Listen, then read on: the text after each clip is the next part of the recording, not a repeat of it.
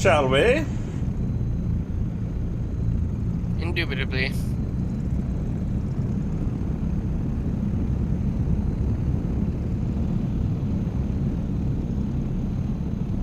So here's where we go. Yeah. Seems hard to fly. Whoops. Yeah, it's so hard to fly, like, especially in first person, because, like, you have to try and read the instruments. Oh shit. To go up, you have to increase the throttle. Ah! Hello! And then to go forward, you have to, like... Oh, and then engine brake is E for wing brake if you want to stop. Ah! Oh! A landing gear are up. No, they're not. Are they? Doesn't look like it. Okay. There they go.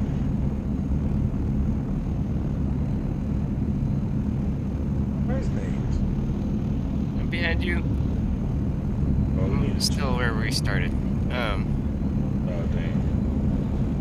Where did you go? I'm coming back. Oh, I'm gonna crash.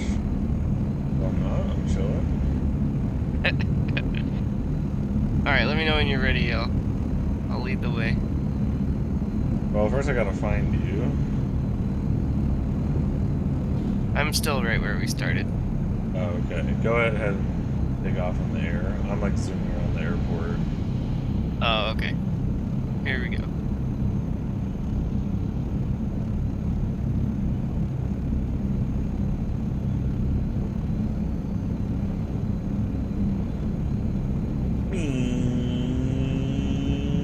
There You you see me now? are. I see you.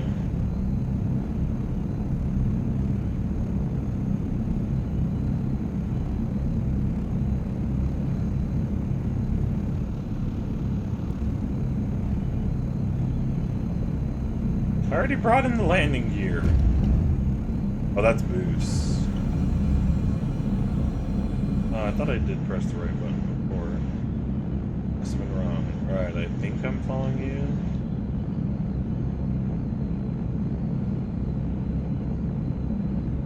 Oh, you can switch your camera to behind cockpits.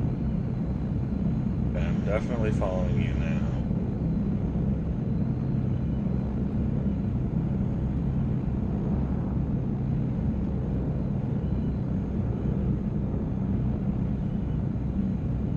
No idea how high I'm flying. Yeah, I don't think the instruments in this one actually work. No, there is an altimeter and stuff. Like I know the white one is the altimeter, and then I think the black top half of it is something. Are you behind me? Yeah, I'm a ways behind you though. Okay, I'll slow down. On my way. Or were you at full speed? Not quite, but I was going pretty fast.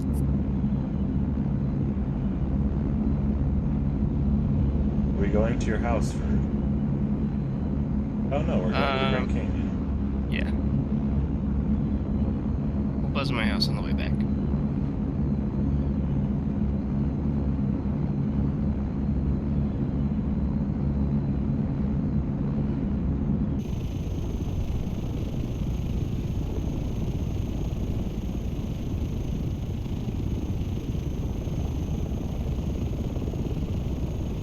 I'm gonna hit you!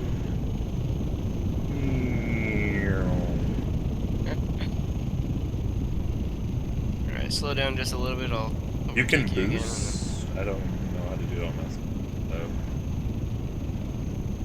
Okay. The last time I flew this, I had different controllers, so I don't have any of my bindings set up yet. Ornithopter stuff. But it's okay, I don't need it. Alright, I'm on your right. Yep. Gotcha. Is this Lake Mead? It is indeed. You want the... I could give you the full tour that I always give to passengers if you want. Yeah. Alright, so this is Lake Mead. It's it's the largest man-made lake in the Western Hemisphere. And it's super important because it provides most of the water and electricity for Las Vegas and a lot of the southwestern United States. And you'll see it's really low right now. The water level is about 170 feet from the top. It's only 40% capacity. Hasn't been full since 1983. I'm giving you the abridged version because we're going so fast I don't have time to cover everything. Yeah, you're good. Over on the right, it's Boulder City. It was originally the workers' camp for the Hoover Dam in the 1930s. And then a lot of the workers settled down there and turned it into a nice place when the dam was finished.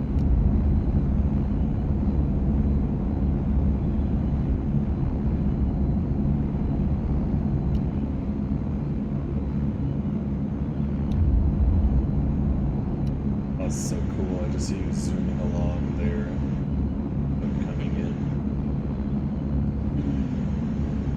Alright, out the left is the Hoover Dam. We'll do some big turns around it so you can get a good look. It's gonna be a pretty sharp turn because we're going really fast, but We are in space technology. indeed. It was built between 1931 and 1935 to create Lake Mead. About 726 feet tall, 45 feet thick at the top, but at the bottom it's 650 feet thick, so it's almost as thick as it is tall. That's how it's able to hold all the water back.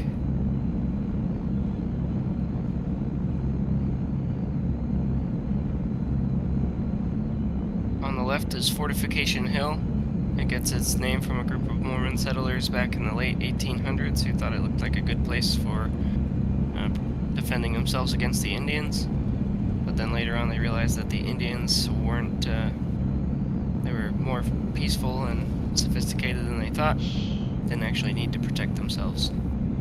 And if you look out to the left beyond that, you can see Las Vegas in the distance. We've already come about 27 miles. This is gonna be so funny because I'm just like trying to orient myself and find you, and you're just like giving this little tour. Oh wow, there's Vegas! Wow, so lovely. Alright, the next little bit will be easier to follow. It's just going to be straight and level.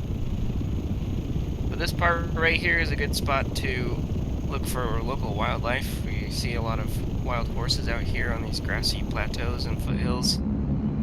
Actually got a lot of different animals that live out here in the Mojave Desert, including wild horses and donkeys, foxes, coyotes, rabbits, chipmunks, skunks, raccoons, elephants. Okay, no elephants, but lots and lots of lizards. All kinds of creepy crawlies like rattlesnakes, scorpions, big spiders, and tarantulas, and even Gila monsters. As in Ethan and Gila monsters? Exactly. I'm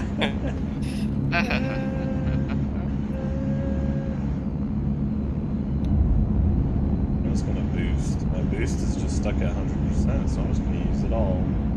Catch up to you.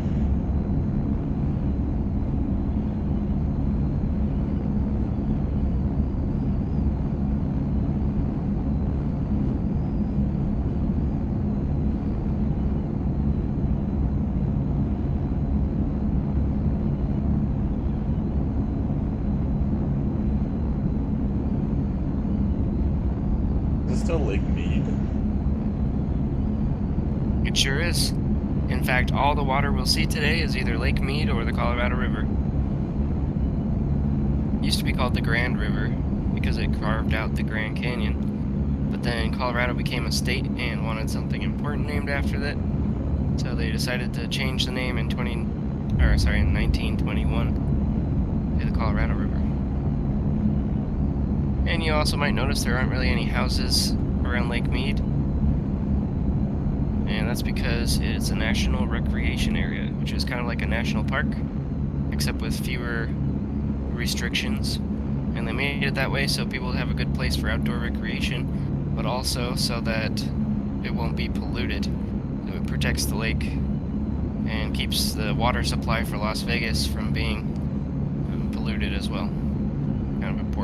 but it does mean that you can't build your house on the lake like you could in a lot of other places. But if you look out to the right, you'll see the only exception to that rule. There's a little bit of private property over there. That's a little town called Pickleville. And the reason there's some private property there is because a long time ago, before any of this water was here, there was a little town way out on the left at the tip of the lake called St. Thomas. And when they decided to build the Hoover Dam, they realized that town was going to get covered up with water. But they did it anyway. So all those people that lived there had to find a new place to live. And there was one group of people that actually took their house apart and moved the supplies somewhere else and rebuilt it over in Pickleville. The rest of the buildings that didn't get moved are actually still down there at the bottom of the lake. And you can scuba dive down and visit it like an underwater ghost town. But the craziest part is that about 2 years ago, when Lake Mead was at its all-time lowest level, there was a time when the water was so low you could actually walk right up and visit the underwater ghost town without even going underwater.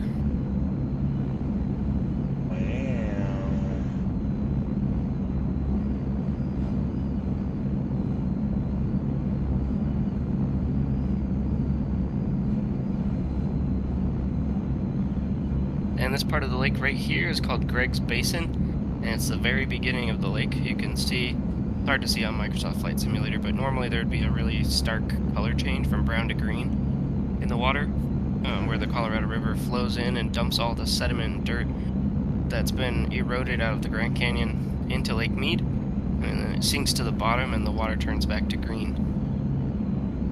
Over on the right, you can see the little town of Meadview, Arizona. Kind of a funny name for a town with no view of Lake Mead. And right underneath us now, there's a big X on the ground. That's where all the treasure's buried. Not really. It's actually a little airport called Pierce Ferry Airport. And that is kind of a backup airport for us. Sometimes people can't hold their bladder all the way back to Las Vegas, so we'll make a pit stop.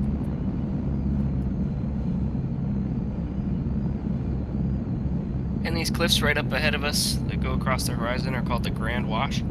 They mark the western edge of the Colorado Plateau, which goes for hundreds of miles, covers multiple states, and it's also what the Grand Canyon is carved out of. So as soon as we cross these cliffs right up ahead, we'll be inside the Grand Canyon.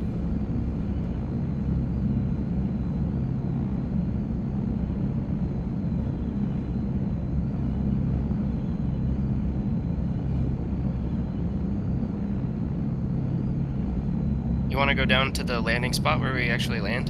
Yeah. In the canyon? Alright, sweet.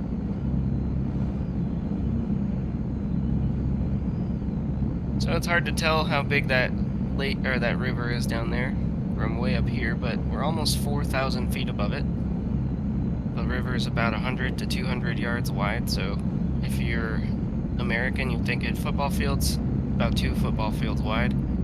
And even the distance just from the riverbank down to the water is about 30 feet. The canyon itself is about 2 to 3 miles wide in this section, and this is the small part of the Grand Canyon, if you can believe that. The widest part is about 18 miles from rim to rim, which is about the same as the entire Las Vegas Valley. I'm going to start slowing down quite a bit now to come into land.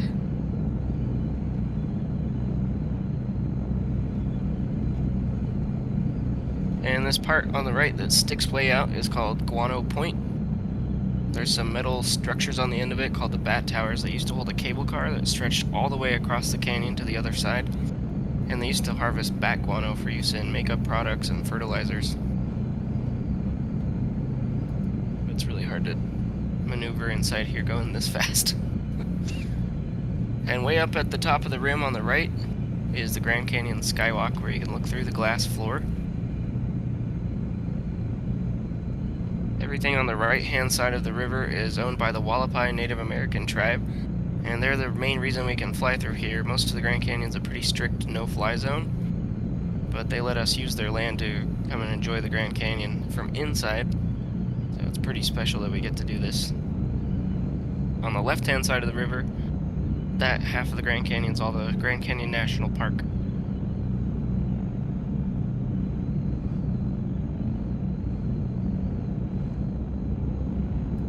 Alright, so I'm gonna really start slowing down here, put the landing gear out, because our landing spot's right ahead of us. it's this big bluff that's straight ahead.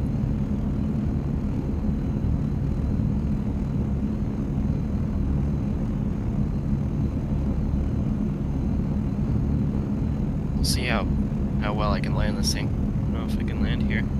It's so difficult. You can even see the little helicopters on the ground.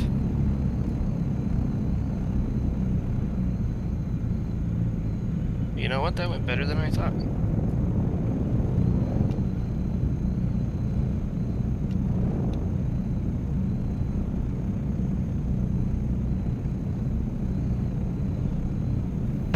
Ow! I just go to third person and you just like bouncing off the ground. Where are you? You're over there with a beautiful view, and I'm over here with the.